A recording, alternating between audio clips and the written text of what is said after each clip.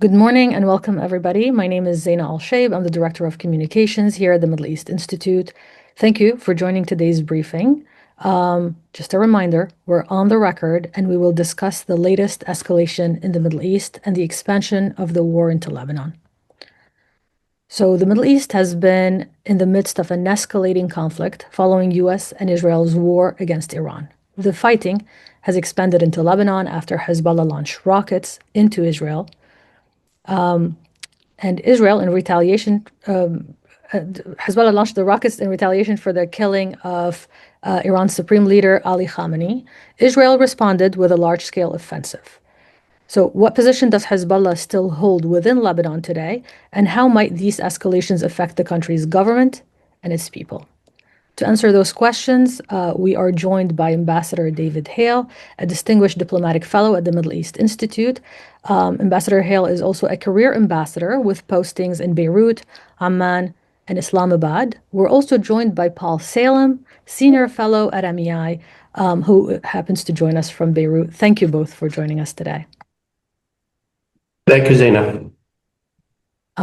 As usual, we'll have a Q&A segment during this session, so if you'd like to ask a question, please type it in the Q&A chat box, and I'll try my best to get through as many as possible. Ambassador Hale, let's start with you, and let's start with the basics. What is your reading of these latest developments, and how did we get here? Well, sadly, this is an old story where we have seen, for a lot of reasons, Lebanon's geography and its demographic makeup and its orientation toward different factions in the Middle East and beyond. Lebanon too often gets drawn into wars that it has really nothing to do with. It becomes a landscape for regional conflict. And we've seen in particular this cycle between Hizballah answering to Iran and before this Syria interacting with Israel on behalf of the Iranian and Syrian regimes, not on behalf of any real Lebanese agenda. That is very clear today. President Aoun himself said in a remarkable statement that would not have been possible just a year ago, where he said blamed Hizballah for putting the state in this dilemma where it taunted Israel. It drew in the IDF knowing that the Israelis would retaliate the way that they have in order to stir up the situation and put the state and the army in a dilemma where either they have to fight Israel, which is not in the cards, or they have to let Hizballah fight Israel, which is in contravention to the ceasefire and the disarmament plan and the will of the Lebanese people. So it's great to see the president of Lebanon standing up to this, identifying the dilemma and asking for help and a way forward. And it's also been great to see the unity of the Lebanese people. Paul's there and can elaborate on that. But all the factions endorsed a statement last week by the cabinet that basically called for the banning of military operations by Hizballah. Hizballah, of course, doesn't care. They answer to their paymaster, and the paymaster is in Tehran. And curious what you think of Hezbollah's timing. Why now? Israel has been repeatedly striking Hezbollah since the start of the ceasefire 15 months ago, and Hezbollah was not responding. What changed? I think I don't know. I think they got a clear direction from Tehran to launch these attacks. The IRGC has always had enormous influence over Hizballah. I think there's a big myth that Hizballah somehow had a margin of independence. Tehran trusted Nasrallah because he was such a skilled and charismatic leader, but they trusted him because he understood exactly what Iran needed. I think now the IRGC is even more in operational control, and this is what they do, sadly. Thank you, Ambassador. Paul, what strategic objectives could Hezbollah's intervention achieve for Iran, given that Hezbollah's capabilities have been significantly degraded? And why would Iran choose to employ this specific proxy, knowing how weak it is?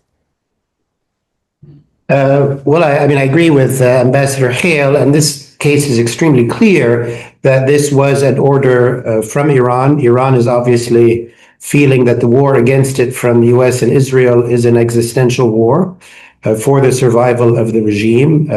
Both US and Israel have basically said so, that, a goal or the ideal goal is regime change. It's always been the assessment of people who follow Iran, including myself, that if they were ever in an existential fight, they would widen the war to include all of the Gulf countries, to raise the price, for the Gulf and hence for the US, impact oil prices, and they would use any and all proxies that they have. And hence, when Israel was pounding Hizballah over the last year and a half, the IRGC said, no, don't respond. When Israel and the US attacked Iran, then the order to Hizballah was, yes, go ahead and do that. The strategic advantage is limited, but it is measurable that Israel has to devote some of its airplanes, some of its energy, some of its troops to a different front, to the Lebanese front. And Hezbollah is causing some damage in Israel, people running into shelters, multiple volleys of missiles and drones. So it's causing pain in Israel. So from the perspective of Tehran, the benefits are measurable. The costs are not Iranian costs; they're Lebanese costs. There are 1 million, Lebanese displaced. Most of those Shiites. Does Tehran care? Clearly not. It's also the first time when it was crystal clear that for any Lebanese Hezbollah commander, it would be utter folly to open fire on Israel because their own parents, brothers, sisters, towns, villages would be immediately hit and displaced. So this time was very clear to the Lebanese, very clear to most people in the Shiite community that there's really no Shiite Lebanese argument for this other than not that they got orders from the IRGC. The IRG officers are in Lebanon and they're operating many of the missile systems and so on. Just to add a bit of perspective, in addition to what Hezbollah has been lobbing into Israel, they've also been lobbing things into Cyprus. And you explained to me how Hezbollah would explain to their own community in Lebanon that we have to be at war with Cyprus. So it's all pretty clear, but I think from Tehran's perspective, it's useful. I hear you both, but my question is, would the fact that Hezbollah has initiated these attacks against Israel shrink or expand Iran's influence within Lebanon? Yes, you're opening another front for Israel to worry about. But at the end of the day, would you say it backfired given the government's position? Well, if I may, that applies an assessment to Iran's strategy in general, that in the short term, you take the attacks on all the Gulf countries. In the short term, maybe it's useful. It raises the price. Trump worries about oil. Trump might stop the war because of oil prices, all of that. In the long term, was it a wise strategy to make enemies of all the Arab Gulf countries that were neutral or friendly to Iran? Obviously not. In the short term, Hezbollah is delivering gains and distracting some Israeli forces in Lebanon. In the long term, this is greatly deteriorating Hezbollah's position in the country. The government declared the military and security wings of Hezbollah illegal. Last Thursday, they declared the IRGC illegal in Lebanon and that they all should be arrested and deported. So definitely in the, beyond the current fight, this is bad news for Hezbollah and bad news for Iran. But as I said, I think their strategy is they just want to survive this. And then they'll pick up the pieces or whatever's left of the pieces later on. All right. Ambassador Hale, what should American priorities be in Lebanon right now? The most significant thing that we can do to help our friends in Lebanon rebuild the state and reassert the authority of the state and bring stability back is to end Iran's ability to undercut and undermine the situation in Lebanon as part of this wider campaign, to end Iran's ability, which it has had pretty much with limited checks for decades now, to set the agenda and timetable for violence in the Middle East, to intimidate, terrorize the neighborhood, to draw Israel in time after time into these familiar patterns. So I think that's what the president's doing. I don't think regime change is particularly a realistic strategy. And today's media shows that the administration may be backing down a little bit from that. But the most significant thing is to seriously degrade, make permanent the turning of the tables that we've seen the IDF do on Iran, make that permanent and lasting so that the Lebanese have the breathing room to do what they need to do. All right. I see several questions coming in. I do want to just get Paul's take first about the situation on the ground in Beirut. How are people in Lebanon reacting to Hezbollah dragging them into yet another war when they're still trying to recover from the last one? Yeah, before answering that, let me also comment on U.S. policy in Lebanon because it's so critical.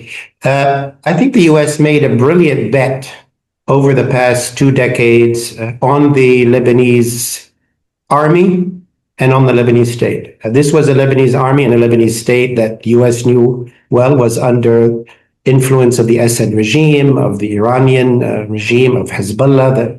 But their bet was in investing in the army, which is a national institution. It's not perfect, but it's the only credible, widely popular, and effective national institution. They invested in it year after year after year, which was, I think, strategically brilliant for the day that the opportunity would arise that the Lebanese state could be rid of the direct control of Hezbollah. And that day came in late 2024, and suddenly there's a Lebanese president, a Lebanese prime minister, a Lebanese government, and a Lebanese army, which is now acting on behalf of Lebanon. So I think the U.S. should, in a sense, pat itself on the back for that strategic foresight. But I was dismayed that at the moment that that bet was beginning to turn the corner, the U.S. and U.S. partners in the Gulf stood back and said, well, we're not going to really, pile on the support. Let's wait and see. To me, that was a short-sighted, not strategic approach. I think there should have been a doubling, tripling of support from the Gulf, from the U.S. This was the moment, and it remains the moment. And the standoffish position, to my mind, was counterproductive and is different from the strategic view that the U.S. took before. And I would hence, say right now that, again, this is still, a tremendous opportunity. There was a great one, the beginning of 2025. Now, again, in 2026, Hezbollah is more isolated than ever. They've been outlawed. Iran is outlawed. Again, now is the time to seize this historic moment and help the Lebanese state and the Lebanese army really rise above and become a major, major force, dwarfing other armed groups in the country, which includes Hezbollah and includes the Palestinian armed camps. So that's my comment on U.S. policy. In the country, it went through phases. Initial and I think continuing sense of complete outrage at Hezbollah, predictably, and just by launching a silly, barrage of 5-6 missiles, which would do absolutely nothing,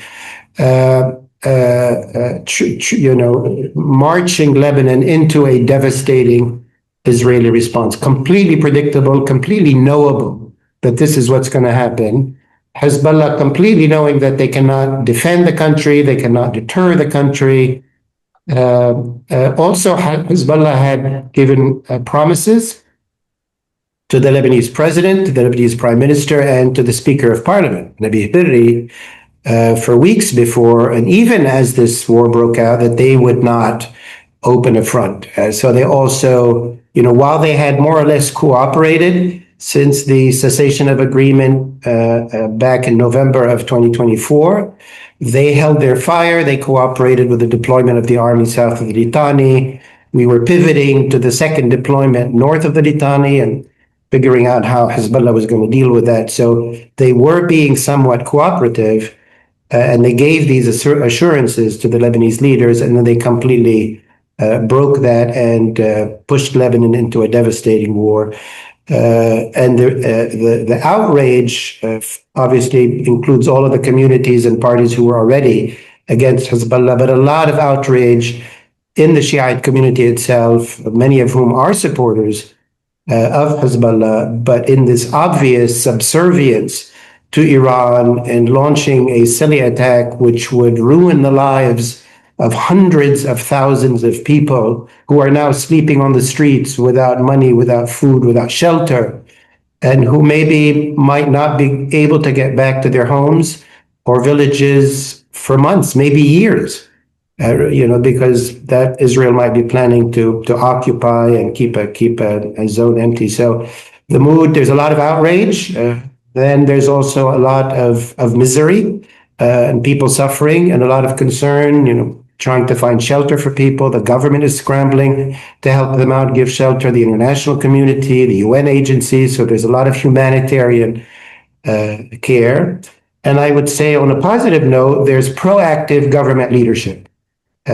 Ambassador Hale mentioned the statement of the president. We've mentioned the government met hours after the Hizballah attacked and immediately outlawed Hizballah's military and security wing and called for the arrest of anybody who's involved in, shooting missiles or anything like that. A few days later, they outlawed the IRGC and called for their arrest. So the government is meeting, taking action, and the votes in the government are fairly unanimous. And most importantly, the ministers that represent speakability are voting against Hizballah and voting against the IRGC, which I never would have imagined a year and a half ago. The two ministers who represent Hizballah have been voting against, but they have not left the government. They have not obstructed government decision-making, but they have voted against. So there's action there. The president just came out with obviously a major statement. He's also called for, in that statement, direct peace talks with Israel under international auspices. So he wants to also get ahead of this and speak directly with the Israelis, find a way to come to a ceasefire soon, and then work for long-term arrangements. Certainly a permanent cessation of hostilities agreement between Lebanon and Israel is possible. We'll see how that goes. All right, Ambassador Hale, as Paul just mentioned, Lebanese Speaker of Parliament Nabih Berri has moved in lockstep politically with Hezbollah for decades. However, his reaction to Hezbollah initiating the attack against Israel suggests a rift in the Shiite alliance in Lebanon. How significant is that? I think it's very significant. The Speaker of Parliament's got a constitutional role, of course, but he's also an important figure in the Shia community. And his electoral fortunes have been intertwined with Hizballah's. Of course, Hizballah has arms, so it ensures that it comes out on top within the Shia community and can intimidate them. That is less and less the case. So I suspect that Betty has seen that there is some political maneuvering room for the reasons that Paul outlined. And I also, I worked, I have every American ambassador with the Speaker going all the way back to 92 when he first became Speaker at 93. And I always thought he was a person who believed in the state. Problem for him was that Hizballah was on his doorstep and the state was not. But I think he's always seen the future, and particularly when we were working so hard when I was ambassador to bring and increase our support for the Lebanese armed forces, he was a very strong partner and believer in that strategy. So I think this is all a culmination of his attitude, and I think it's significant that he feels the freedom of maneuver. And bear in mind, Hizballah's assassinated people who stood in its way. Any politicians from Rafiq Hariri to March 14 members of parliament who, were opposing Hizballah have been assassinated. And so these are courageous decisions being made by political leaders. We shouldn't underestimate that. But they do feel that they have to be made and that they can be made. And that is significant. Paul, do you see the rift as a temporary measure right now, or do you see this as a long-term strategy for people like Berri? I think it's very significant. It's not new. I mean, Amman and Hizballah were at each other's throats when Hizballah was established back in the 80s, and they fought pitched battles against each other. There's been a lot of the escalating tension over the last year and a half between Amman and Hizballah in various villages in the south in particular, because Israel obviously was continuing to target Hizballah positions and so on. And in village after village, some of the villagers would come out and complain that Hizballah is putting rockets in my basement. A lot of ML people would complain to the Hizballah people, and there was shooting, there was distress and fighting. So this has been brewing for a while. Speaker Bidri, as I said, had assurances from Hizballah that they would not, launch something. So before 8-9 days ago, a lot of the blame, of course, was on Israel, that Lebanon and Hezbollah was abiding by the ceasefire. Israel was not. So there wasn't a lot of heat on Hezbollah, other than the fact that they still had these things stationed here and there. Now the question is, when this war comes to an end, when the war on Iran comes to an end, we don't know exactly when either one will end and what condition the Islamic Republic will be in, what position Hezbollah will be in. I'm sure the Amal movement will assess, okay, where do we stand? How strong is Hezbollah?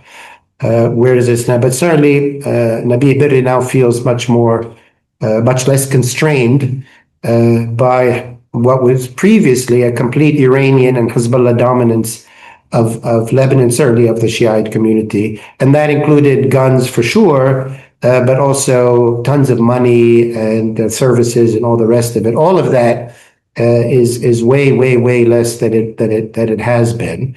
And what's really motivating Speaker Bidri is the absolutely desperate condition of his community. This community is now completely devastated and displaced, perhaps with no pathway back. So it's not simply that he's playing politics. These are people and families and a South that through his position in government, he had participated in rebuilding and making sure businesses were there and investments, and it's all just been thrown away. So he's very, very upset. Now he's an old man. There's a big question: what's the future of Hezbollah? Also, what's the future of Amal after Nabi Berri? All big question marks. All right, we have a question from Nida Ahlal. Nida says, it appears that the Lebanese army under Haikel's leadership is not willing to comply with government directives regarding Hezbollah. A multi-front conflict would be one of the worst-case scenarios, as Hezbollah could turn its weapons against Lebanese opponents, as it has done in the past. How can the administration help diffuse the situation while ensuring the militia is neutralized and its threat removed once and for all without escalating into a costly full-scale conflict? And is such a conflict still avoidable at this stage? Ambassador Hale, we can start with you and then I'll go to Paul. Well, I think the starting point to address the concerns that were raised is to point to the growing unity of the state and the political factions that it represents, including members of the Shia community.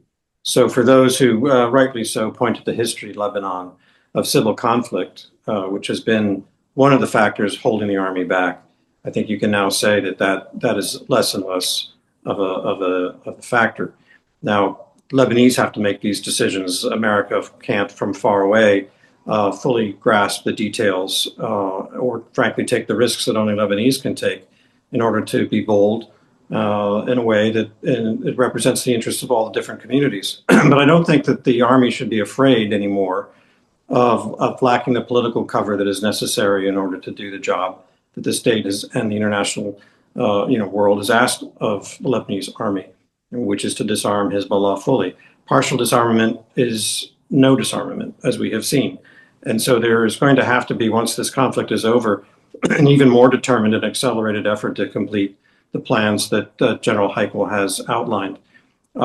For America, I think our bet is, as Paul rightly said, on the Lebanese army itself as an institution that can perform and that most Lebanese respect. And it needs to retain that, but it is beginning to lose some of that respect because of a sense that it is holding back at a moment when it has both the opportunity and the necessity to challenge Hezbollah's willingness to challenge the state and its sovereignty. And so I think that's where we look to President Aoun perhaps to make sure that the army is pointed in the right direction. All right, Paul? Yeah, I mean, I would maybe describe it maybe a little bit differently, that the Lebanese state, meaning the president and the prime minister in 2025, asked the army to deploy. And that was, the agreement of the cessation of hostilities to deploy south of the Litani and to gain operational control and to make sure Hezbollah leaves that area south of the Litani. Now, that's a huge area. The army did that deployment. It wasn't easy to achieve. This was being done while also Israel maintained occupation in southern Lebanon, maintained a daily barrage of attacks. But what was asked of the army was deployment and gain operational control. The army said all along that I don't have the authority to knock into doors of private homes, search their basements. That is not something it has legal authority to do. Keep in mind at that time also the government, which had asked for this deployment, had not declared Hizballah illegal or had not declared Hizballah outside of the law. So particularly when an army is operating inside of a country and operating with and against its own citizens, it's a very political process. And the political has to go hand in hand with the military. So at this stage, the government has now taken new decisions, which is that Hizballah's military and security arms are illegal, that the IRGC is illegal, and so on. And the government must now ask of the army to come up with a plan to implement those decisions that were there before. Now, the army right now is in a very difficult position. Lebanon is in an active war. Israel is actively attacking. Hezbollah is actively attacking Israel. The Lebanese army cannot confront Israel. I mean, we all know why. Nor is it easy in the middle of a battle where Israel is attacking, let's say, a Lebanese village, and some Hezbollah fighters are fighting there for the Lebanese army to shoot at Hezbollah in the middle of a war. So it's a very complicated situation. The longer version of this is that we need to get to a situation, to end the ongoing military activities, and this is why the president is calling for negotiations with Israel. The president and the government have set a new bar with how they've outlawed Hezbollah. They need to figure out, along with Lebanon's friends, how do we achieve that? Hezbollah, keep in mind, has been built by the Iranian military for the last over 40 years. So it's not some small militia, it's a major force with tunnels all over the country. So it's not an easy challenge. And you're talking about an army which has a 40% Shiite membership, more or less, and with an army operating inside the country. So these are not easy things, but a new plan has to be put in place. I think the army needs definitely the support of the president and the government, but I would say much more open support from Nabi Berri, from the Speaker of Parliament, because he is, alongside Hezbollah, the major Shiite leader. And so far, he's sort of preferred to take a backseat to allow government decisions to move forward, but without him making any major statement about Hezbollah or about the future of the Shiite community. I think more is required of him at this historic moment. It's a tough road ahead, but I think Iran is greatly weakened. Hezbollah is greatly weakened. We have a resurgent state. But as I said before, I think now is the time for the US and the Gulf countries and the national community to really, support the state and the army quickly and in a large way, so that the army and the state becomes the force majeure in the country, head and shoulders above the rest, and so that it doesn't have to, fight through every alleyway, and hence create of Hezbollah a marginal force, like the Palestinian armed groups are our marginal force in Lebanon, as a prelude to fully disarming them. And given that, I'll end with this, that Hezbollah, especially its heavy weapons, these are Iranian weapons managed by Iranian officers.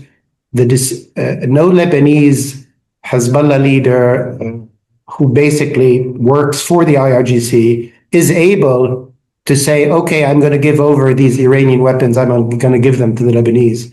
At the end of the day, that is a decision that's going to come, if it comes from Tehran, because Lebanese Hezbollah doesn't have the authority to give Iranian weapons over to anybody.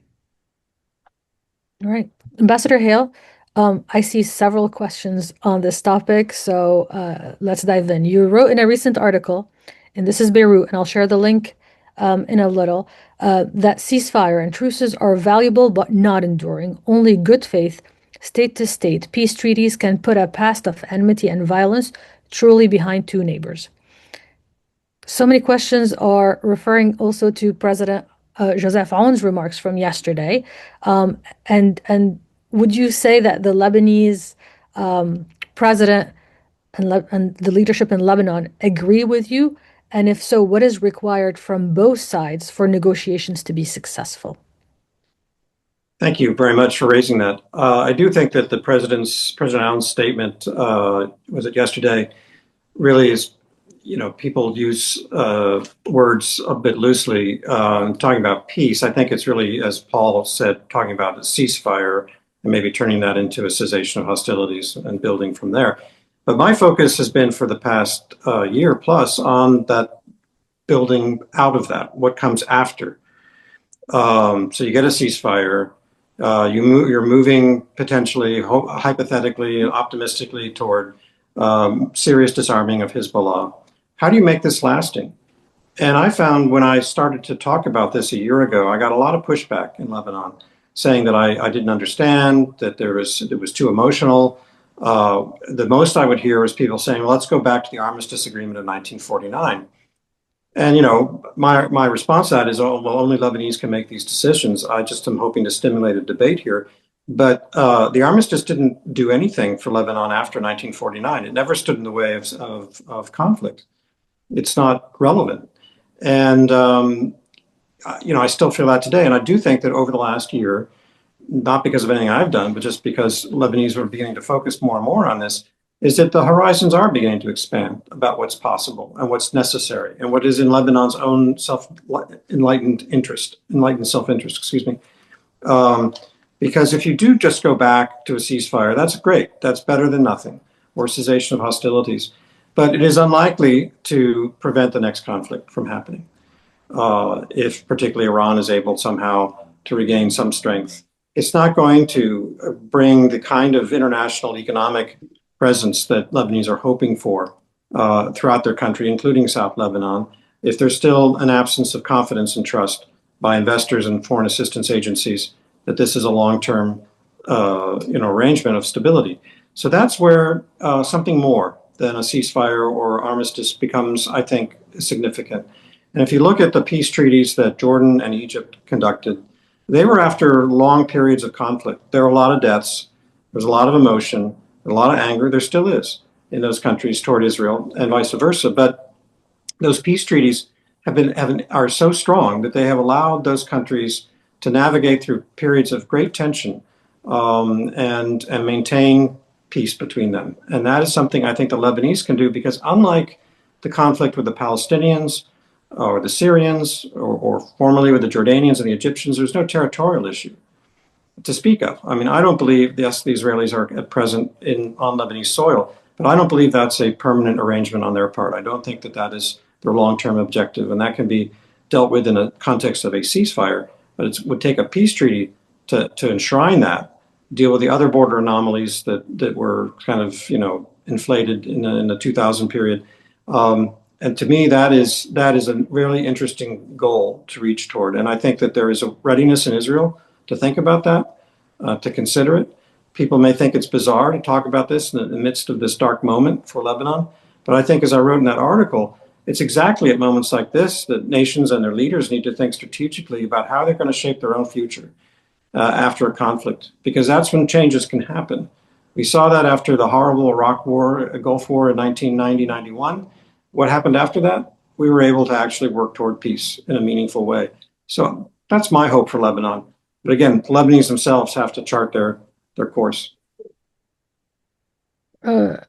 Absolutely. Paul, it's a radical change in the government's position, and it doesn't come without risks. To what extent does Israel's ongoing military campaign undermine the government's position and the prospects for success? Well, I mean, Israeli actions ever since the cessation of hostilities agreement, and in particular throughout the first year of the rise of this new Lebanese sovereigntist, nationalist, reformist government, the actions of Israel in 2025 in refusing to withdraw from Lebanese territory and continuing daily attacks in Lebanon and not coordinating much with the Lebanese army effectively, definitely undermine the army, undermine the Lebanese state, and very much helped Hizballah in its narrative. The Lebanese army and the Lebanese state is trying to tell the people of the South, come with us, come to the state, come with the army. We will ensure your return to your villages, your future, your prosperity, your security. And Israel, on a daily basis, was responding, if you side with the Lebanese army and the Lebanese state, fine, but you're not going to get security, you're not going to get prosperity, you're not going to get back to your villages. So Hezbollah was saying to the people of the South, see, you can't bet on the army, you cannot bet on the Lebanese state, stick with us. We're the ones who protected you in the past. This state has no pathway to get you stability and so on. So yes, Israel's actions, while understandable from their security point of view, they weaken the Lebanese state and continue to weaken the Lebanese state and strengthen Hezbollah's narrative. Now, right now, they're going after what's left of Hezbollah's military capacity. And by Hezbollah starting this war, Hezbollah has put itself in a very unpopular position. It's absolutely necessary, I think, for the Lebanese and Israelis, as the president has said, to talk directly with each other. As Ambassador Hale has said, there's no real major territorial issue. We had a maritime border issue. We worked it out. We have a couple of very minor land border issues. They can be worked out. The Lebanese state, which represents the Lebanese people through its parliament and its government and its president, this is a democratic system. It has its flaws, but these people represent, they come by election, and the Lebanese parliament and the Lebanese state has no beef with Israel. And we want a secure border, a safe border. We want the people of the South to go back to their villages. Finally, the government has come out and spelled out the hostility of the majority of Lebanese against Hezbollah and what Hezbollah did. Maybe that should have been done a year ago, but okay, it's been done now. And I think by the Lebanese government and Israeli government talking, the Israelis could get more awareness of what's counterproductive in what they might be doing, and how in the longer term their security and our security are intertwined, and not undermining each other's security is the right way to go. That's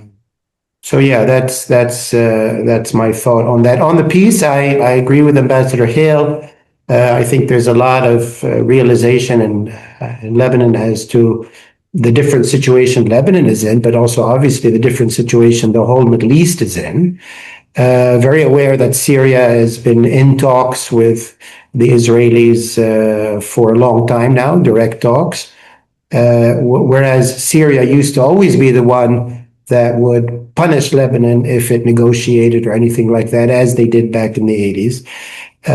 I would say that I would summarize kind of the Lebanese position, more or less, today relating to a potential peace with Israel, that the Lebanese government and its parliament would do so, I think, if more comfortably doing so following Saudi Arabia, following the major Arab player going in that direction. It was Saudi Arabia which tabled the Arab peace plan in Beirut in 2002, which Lebanon signed up to, as did all the Arab countries.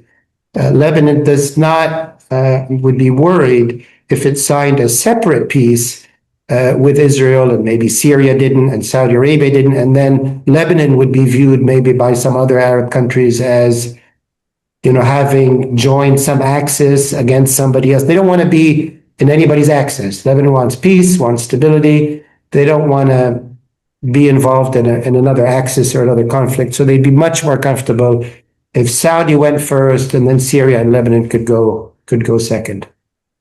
But I think now most leaders in Lebanon see this coming sooner rather than later. Most of them are waiting for the Israeli elections, to be perfectly honest, to see if a new Israeli government can actually,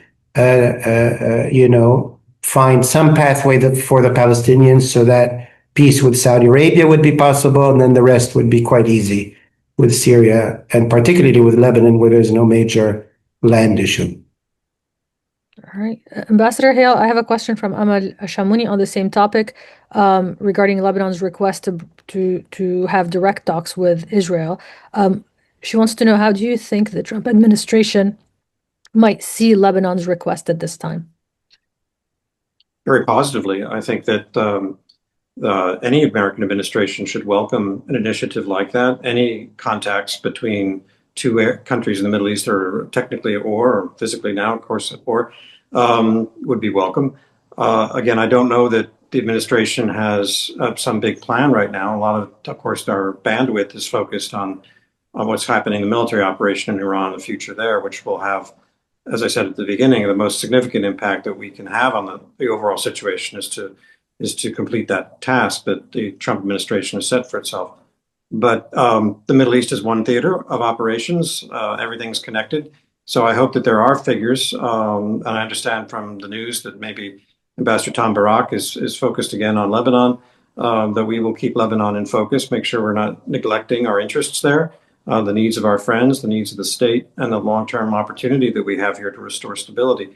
And that has to include talks with Israel. And the Lebanese can shape whatever it is that they feel are needed as preconditions in terms of top cover from other countries, what the content of that's going to be. But I hope that in the context of ceasefire talks, if there's an introduction of a civilian component to it, there might be the opportunity for informal exchanges on what more is possible beyond the actual end of hostilities. All right, Paul. Yeah, I should point out, Zaina, that Lebanon has had, in a sense, many rounds of negotiations with the Israelis. Obviously, there was the maritime negotiations just a few years ago, mediated by the US. Many forget that in the 1990s, Lebanon was part of the Madrid peace process and participated in all the meetings in Madrid and elsewhere. Back in the 80s, there were talks that led to the what was known as the May 17 agreement. And before that, there was the armistice. So it's not new that, these two countries negotiate or talk. And in fact, who are you going to negotiate with? It's people you maybe are at war with or have differences with. So negotiation is a very powerful tool to try to solve a problem and to get to a better place. And so I hope this does go through. I hope it gets good US support and that it bears fruit, particularly that there's so many people suffering at this point. Absolutely. I have a question from Ramil Amin. In light of President Ahmed al-Shara''s declaration of support for President Joseph Aoun, is the Syrian army's mobilization on the eastern border shifting from a defensive precaution into a direct military partnership with Lebanon to dismantle Hizballah? Paul, we can start with you, and then we'll go to Ambassador Hale. No, I don't think so. I think the call between Presidents Shara and Aoun, which happened this afternoon, was a very significant one. It was really a Syrian support for the idea of negotiation. It's significant because President Shara already started that many, many months ago. And President Aoun also got a call from President Sisi of Egypt and calls from President Macron. So there's a lot of gathering support for this idea of negotiation in order to avoid any further bloodshed, particularly in Lebanon, or long-term occupation. The deployment on the border from the Syrian side, and the Syrians, said it, and they discussed it with the Lebanese, is to try to secure their side of the border, to prevent any arms coming from Syria to Hizballah or to Lebanon, or for Hizballah to potentially infiltrate or try to get into Syria. So it was a protective measure from the Syrian side. And no, it is not a force that is designed to enter into Lebanon, and certainly that's nothing the Lebanese government or the Lebanese army would want. I do think, though, that it's important to note here that the Shiite community in particular of course, it's facing, traditionally this conflict with Israel and now maybe potential occupation. But if anything, they are more concerned about the threat from the east, and they're afraid that this new government in Syria is a, radical Sunni government. Hizballah has itself to blame. They entered the war in Syria and fought these groups and other Syrian groups for over a decade. But there's a lot of concern among Shiites, even among Hizballah, that how do we protect ourselves both from Israel and from Syria, as it were, and what the Lebanese government is telling both the community and for those in Hizballah, whether they're in parliament or elsewhere, is that, yeah, exactly, trying to defend yourself by militia means and sectarian escalation is exactly what got you into this situation in the first place.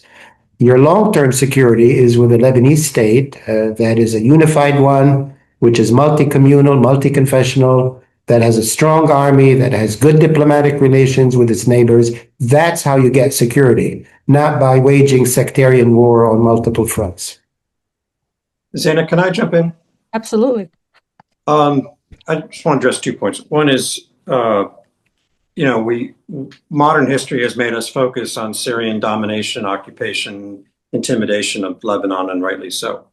But a wider view of history makes us understand that during periods of Syrian weakness before the Assad regime, there were often destabilized actors who were in Lebanon, based in Lebanon, who were trying to destabilize Syria. And this memory has not gone away.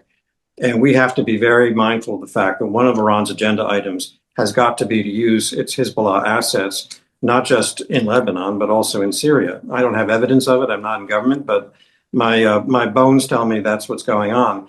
And so I think it is very important for the Lebanese to also stay focused on that as part of this arming agenda, which brings me to the second point, which I think we've neglected, both of us, in addressing. When we talked about peace, we didn't really address the Israeli dimension to this. And I'm glad President Aoun raised this initiative. But right now, the Israelis are focused on restoring their deterrence and making sure that Hizballah is doing what they thought they had agreed, Hizballah had agreed to do a year ago, which is to disarm and stop attacking Israel gratuitously and inviting these kinds of reactions. So I don't know that there's much traction right now for diplomacy until there's a sense that not only has the IDF restored its deterrence, but that the Lebanese state is not just talking about the disarming agenda in ways that are new and interesting and need support, but doing it. And that's going to have to be an essential element if we want to move this process forward. Absolutely. On the topic of Syria, I do have one more question from Nadere Shamlu. She says, when Bashar al-Assad was in power, Syria effectively served as a highway through which the Islamic Republic could supply Hezbollah. With Assad gone, how is it still possible for the IRGC to maintain that pipeline? And why hasn't the Lebanese state done more to choke off the lifeline from Tehran that sustains Hezbollah's military capacity? Paul, you want to start by answering this? Yeah, well, first of all, obviously Syria was the big highway. The ability of Iran to refinance and restock Hezbollah has been much diminished, but it has not been eradicated. There is work here that was done, and still a lot to be done, both by the Lebanese government and the Syrian government. The Lebanese government took back control of the airport, which used to be run by Hezbollah, took back control of the Beirut port, took back a large number of border crossings and border points, but not all of them. Again, the Lebanese army is, underfinanced, understaffed, overstretched. So they have not yet been able to control everything, which is one main reason I keep saying that the moment to double down on helping the army and helping the state was exactly at the moment when finally the army could do these things, but it didn't have as much capacity as it wanted to. The central bank is beginning to crack down on the cash flow. The banking system is largely closed, so the Hezbollah is not much able to use that because it's kind of broken. That's a whole other problem. But a whole cash transfer system emerged in the country partly to, so people could, operate without banks, but also Hizballah, which is also involved in a lot of drug, stuff, criminal activity around the world, money laundering, and as well as Iranian money, could move more silently through the cash system. And the Lebanese central bank has been beginning to crack down on that cash system. Israel just yesterday targeted a lot of it's called the Qard al-Hassan, which is Hezbollah's kind of cash operation, and blew up most of those offices of Qard al-Hassan around the country. So there's a big attack on that. But Iran is still able to get some cash to Hezbollah. Hezbollah is still able to get some cash through other networks it has globally. Not all the ports in the country are completely locked down. Not all the crossover points are completely locked down. On the Syrian side, similarly, the Syrian government doesn't control all of its territory, doesn't control all of its borders. They have tons of problems. So there's a lot of catching up to do.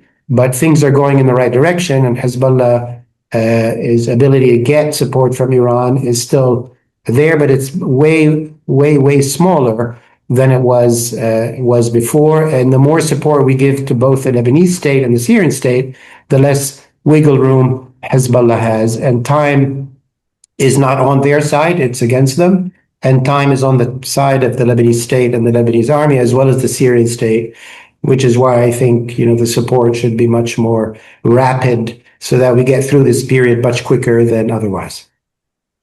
All right. Ambassador Hale, I have a question for you from an attendee who happens to work at the State Department. They want to know, how would you assess U.S. engagement with Lebanon over the past year? Is it effective? More engagement is needed from Washington. And they'd like you to comment on the various envoys over the last year. Well, I was a diplomat at the State Department for 38 years, and diplomacy is still a little bit of my DNA, which means I'm not going to answer the question quite as it was posed. But I do think that there was the Lebanese that I work with and talk to, and I try to make it as broad a cross-section as I can, welcomed the Trump administration's engagement in Lebanon, and they welcomed the attention of a special envoy as a dimension of that. There was, from some voices, and I'm not expressing my own opinion necessarily, concern that there was a multiplicity of envoys, so it was hard for them sometimes to figure out who was the authoritative voice and who wasn't. And with the arrival of Ambassador Michel Aissa, I think there's a feeling that they have an authoritative voice. My contacts responded very favorably to the way he's interacting in Lebanon. He is, of course, himself originally from a Lebanese background, and maybe that's helped him get moved from ABC to XYZ pretty quickly in understanding the situation there. And obviously, he has access to the highest circles of the Trump administration. That said, a bilateral ambassador has some handicaps in dealing with a trilateral issue, in that the ambassador in Beirut isn't there to talk to the Israelis. He or she is there to talk to the Lebanese. So there does need to be some kind of, I would say in a situation like this, a relatively visible personality, I won't say envoy, but whatever title you want to use, but personality who is clearly identified by both Israelis and Lebanese as the overall executive in charge of trying to help them bring about resolutions of these problems. So I think that's something the administration might want to attend to as the dust settles on this particular stage of the conflict. Paul, anything to add? No, I'd agree with that assessment, and the assessment as well that now Michel Aissa is the authoritative voice. I would agree with all of that. I wouldn't have much to add. Thanks. I actually have a question for you, Paul. What can the international community do to effect a ceasefire and assist the Lebanese government in disarming Hezbollah?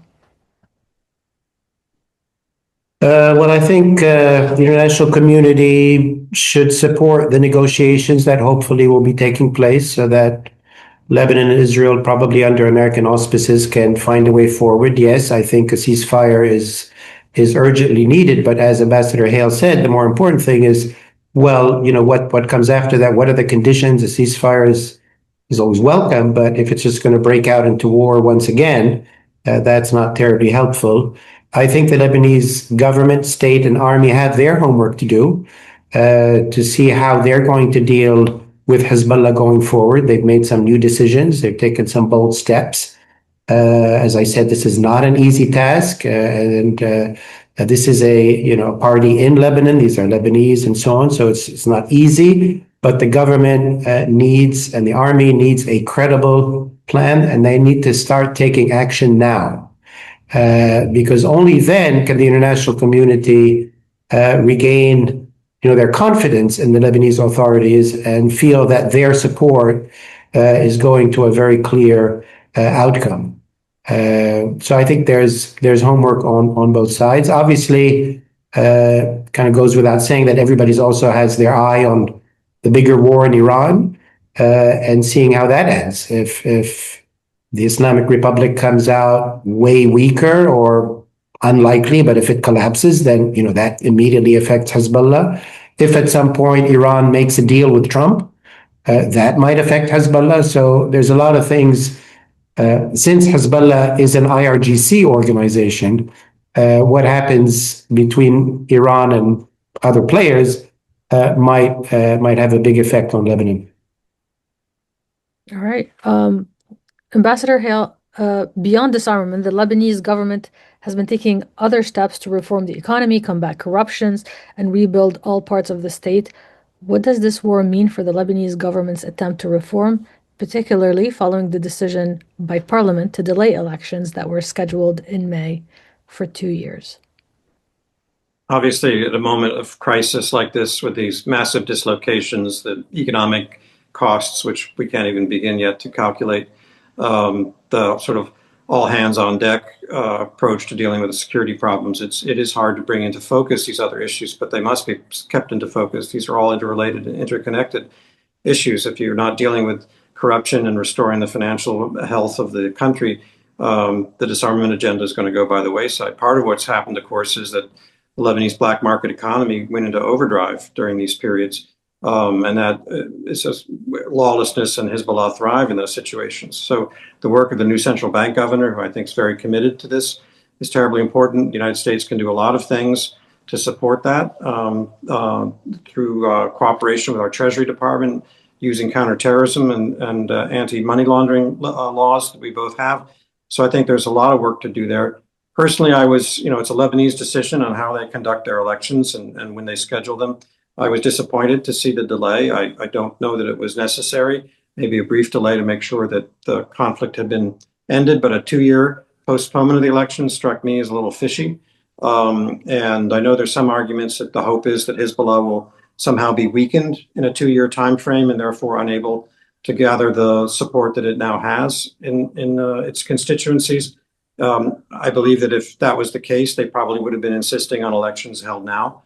Rather than a delay. So as I say, it's a little fishy to me, but this parliament has, if it's going to stay in power, has responsibilities to pass a lot of legislation that's going to need to be done to put Lebanon back on the right path and restore that confidence. If you want money to flow back into Lebanon, these laws, these reforms have got to be done.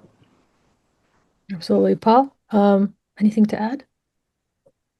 Yeah, I was against, not that it matters, but I'm a diehard pro-democracy, pro-elections guy.